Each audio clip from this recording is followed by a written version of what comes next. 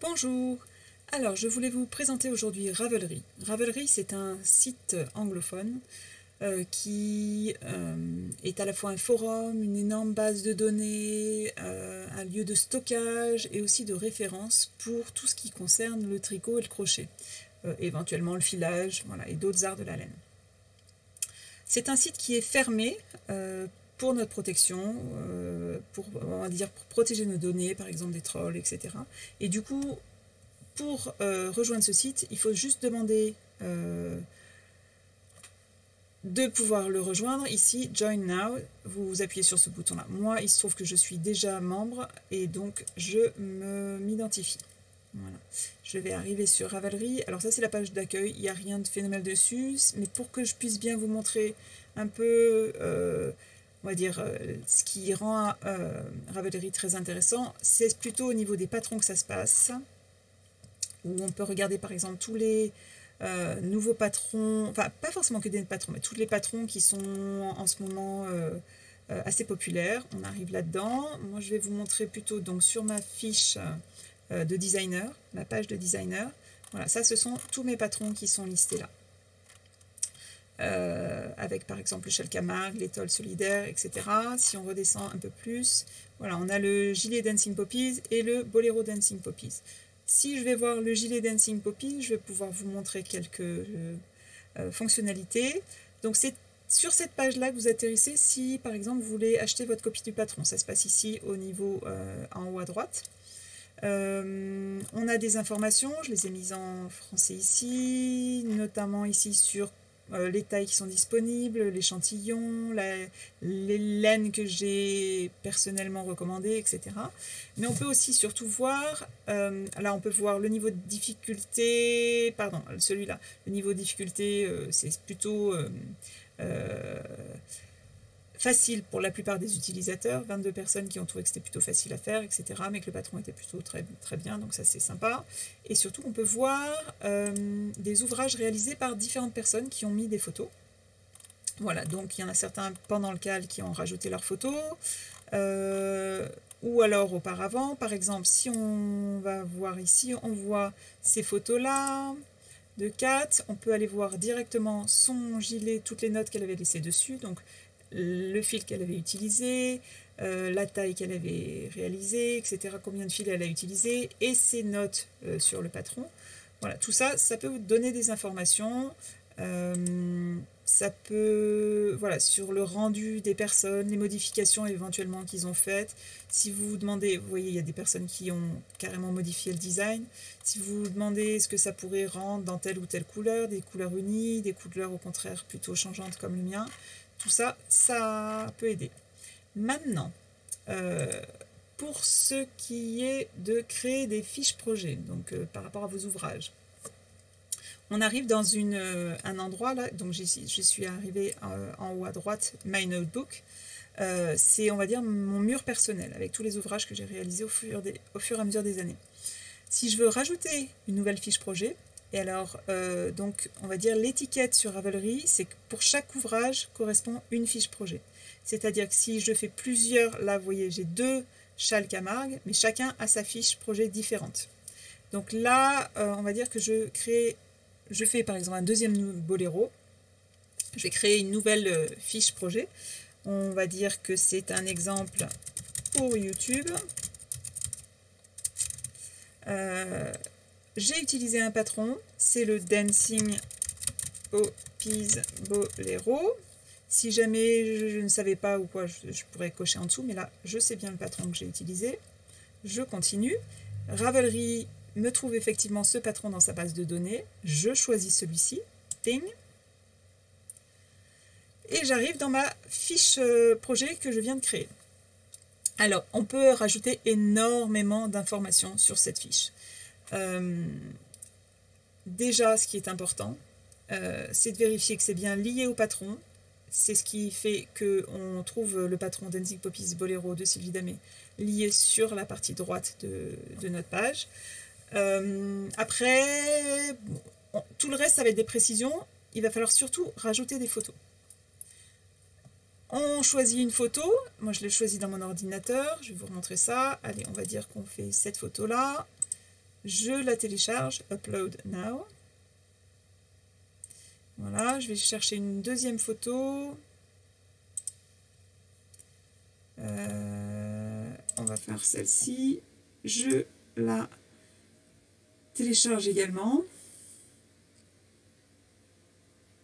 Voilà. Alors si je touche rien et que je dis j'ai terminé avec les photos, je vais vous montrer ça.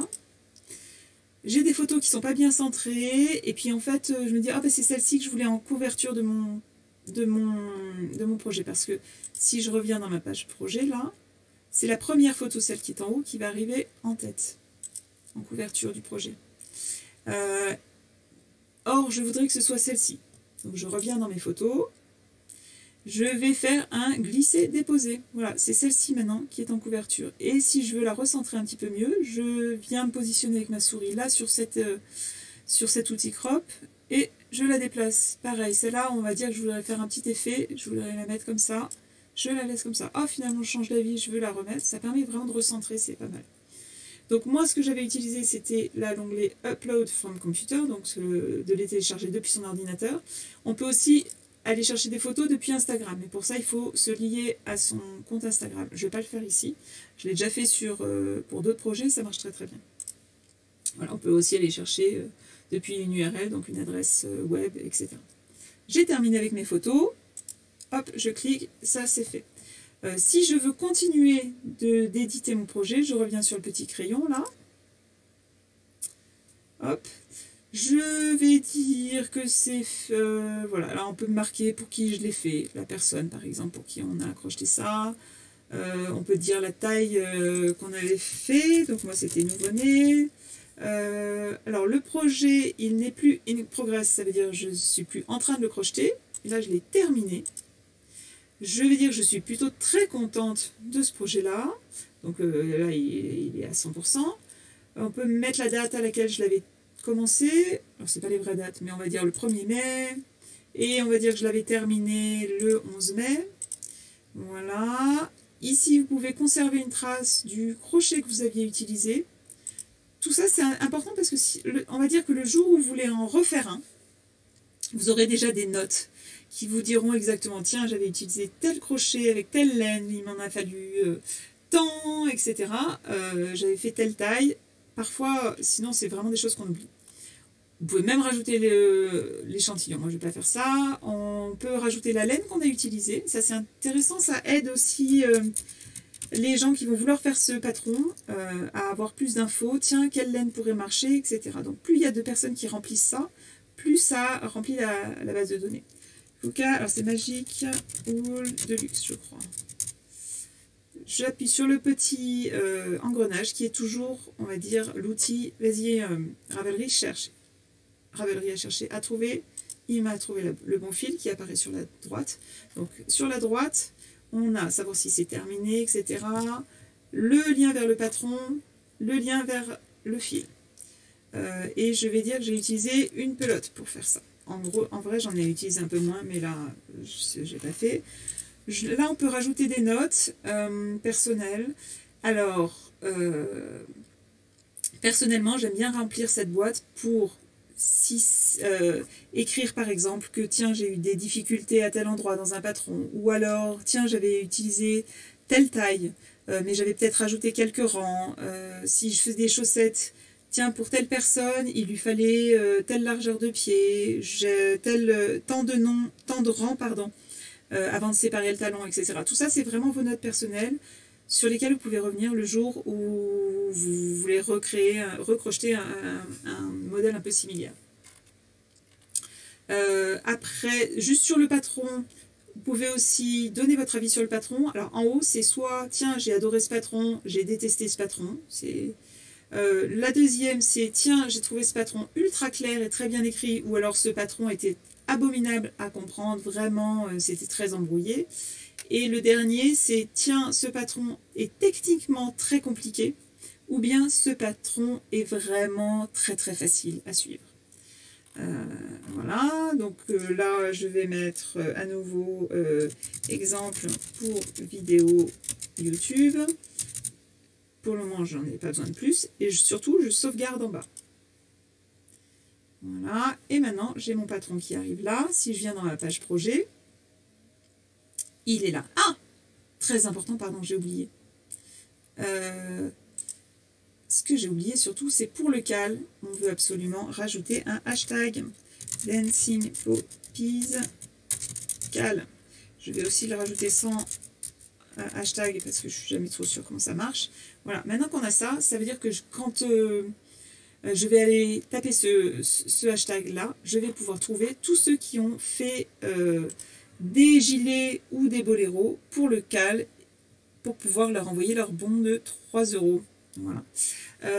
Donc on a fait ça et c'était à peu près ce que je voulais vous montrer. Si jamais vous aviez fait le patron, si vous avez déjà créé votre fiche projet mais que vous aviez oublié de rentrer le patron par exemple, c'est ici qu'il faut rentrer dans cette boîte là. Donc vous venez, vous appuyez sur le petit crayon, l'écran d'avant, vous atterrissez sur votre fiche projet. Dans cette boîte-là, Pattern Name, le nom du patron, vous rentrez Dancing Poppies Bolero, Dancing Poppies Cardigan, le nom du patron, quel qu'il soit, et vous appuyez bien sur le petit engrenage, et ça va vous donner une liste déroulante de modèles. Voilà. Et puis après, vous sauvegarderez bien à la fin. Eh bien, je crois que c'est tout pour cette fois-ci. Sur d'autres vidéos, je vous montrerai peut-être d'autres choses, mais voilà, là, ça va être déjà pas mal. À bientôt!